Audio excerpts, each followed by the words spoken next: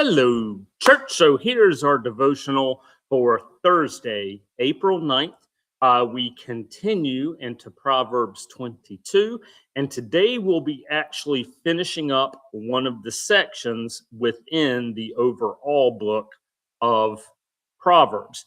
So we started with these parental sayings and teachings where we heard about Lady Folly or Lady Wisdom and Madam Folly.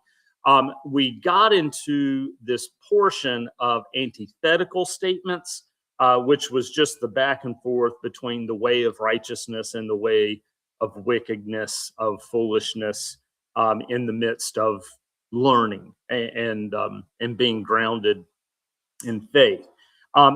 We also then we got into, I might be missing a section. In chapter 16, we start into what Van Leeuwen calls the royal collection.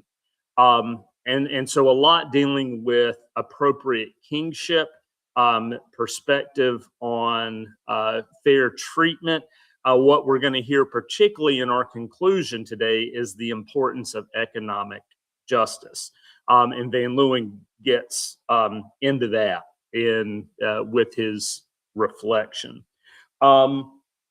After this part, we're going to be moving into some more wise sayings. So it'll be fairly similar to that antithetical one that we had, but some good parts. So we're doing verses 1 through 16. Intriguingly, the NRSV and Eugene Peterson in the Message actually have the same break for this go round, and that's a good thing. So here we go in 22. He entitles this commentary, "The Royal Collection Concluded." A good name is to be chosen rather than great riches, and favor is better than silver or gold. The rich and the poor have this in common: the Lord is maker of them all. The clever see danger and hide, but the simple go on and suffer for it. The reward of humility and fear of the Lord is riches and honor and life. Thorns and snares are in the way of the perverse. The cautious will keep far from them. Train children in the right way, and when old, they will not go astray. And then a little highlight on this verse, because this is part of what Van Leeuwen focuses on in his reflection.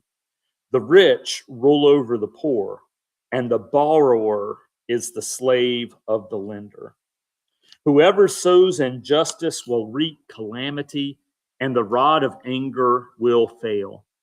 Those who are generous are blessed, for they share their bread with the poor. Drive out a scoffer, and strife goes out. Quarreling and abuse will cease. Those who love a pure heart and are gracious in speech will have the king as a friend. The eyes of the Lord keep watch over knowledge, but he overthrows the words of the faithless. The lazy person says, "There's a lion outside. I shall be killed in the streets." The mouth of a loose woman is a deep pit. He with whom the Lord is angry falls into it. Folly is bound up in the heart of a boy, but the rod of discipline drives it far away. Oppressing the poor in order to enrich oneself and giving to the rich will lead only to loss. And from his reflection, Proverbs 22:7 speaks of the profound effect debtor and creditor status has on personal relations.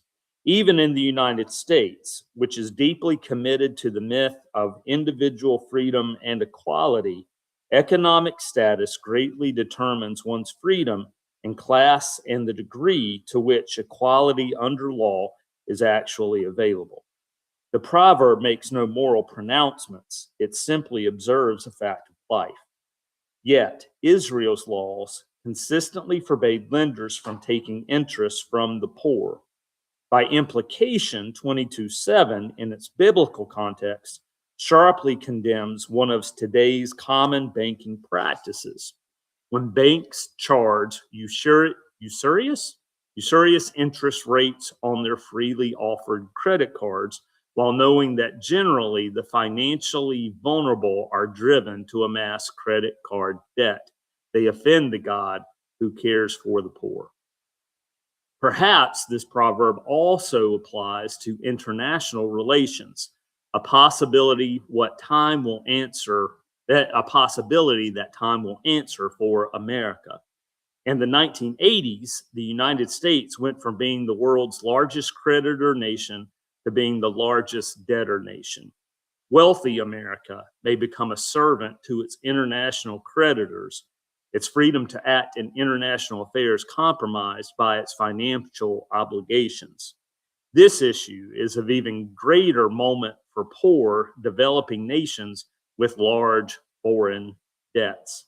Often, cash crops for export, coffee, cocoa, opium poppies, and the coca leaf used to make cocaine, are grown instead of foodstuffs desperately needed by the native population. The Lord of the nations also judges nations that exploit those weaker than themselves. Reminder, Van Leeuwen's writing probably about 40 years ago, but prophetic in that declaration.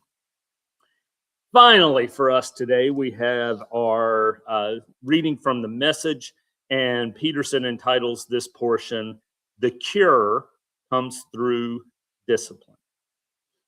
A sterling reputation is better than striking it rich. A gracious spirit is better than money in the bank. The rich and the poor shake hands as equals. God made them both. A prudent person sees trouble coming and ducks. A simpleton walks in blindly and is clobbered. The payoff for meekness and fear of God is plenty and honor and a satisfying life. The perverse travel a dangerous road, potholed and mud slick.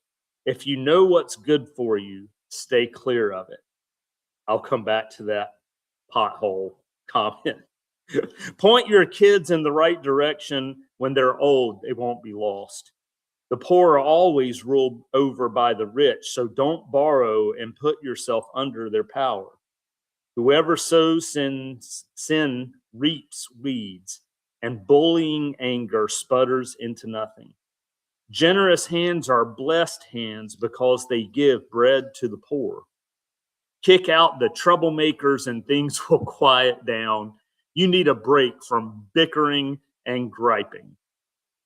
God loves the pure-hearted and well-spoken. Good leaders also delight in their friendship. God guards knowledge with a passion, but he'll have nothing to do with deception. The loafer says, "There's a lion on the loose. If I go out, I'll be eaten alive." Sorry. Okay, here we go. Sorry. The mouth of a whore is a bottomless pit. You'll fall into that pit if you're on the outs with God. Young people are prone to foolishness and fads. The cure comes through tough-minded discipline. Exploit the poor or glad hand the rich, whichever, you'll end up the poorer for it. Couple of notes on lines. Kick out the troublemakers and things will quiet down. You need a break from bickering and griping. And then, as a resident of the Commonwealth of Pennsylvania, this was a particular favorite. The perverse travel a dangerous road, potholed and mud slick. If you know what's good for you, stay clear of it. Most often when I'm traveling, I'm doing the driving. After Easter, we went up to my in-laws around Benton, so that's about a 2-hour drive. And Nick was gracious enough to drive and to get us up while mom and dad are in the back seat. There were multiple potholes on the way up to their place, and Nick hit one of them really solid. And to the point where I was like, "Oh my God," you get that reaction thing. It's a great. We have some people who don't listen from Pennsylvania. I'm thinking most of you can still understand pot holes and spring and thaws and all that sort of stuff. All right. So that's it for our royal collection portion. We'll be back with you tomorrow as we finish up Psalm 22 and make our next step in Proverbs. Have a great day, and we'll see you later. Bye-bye.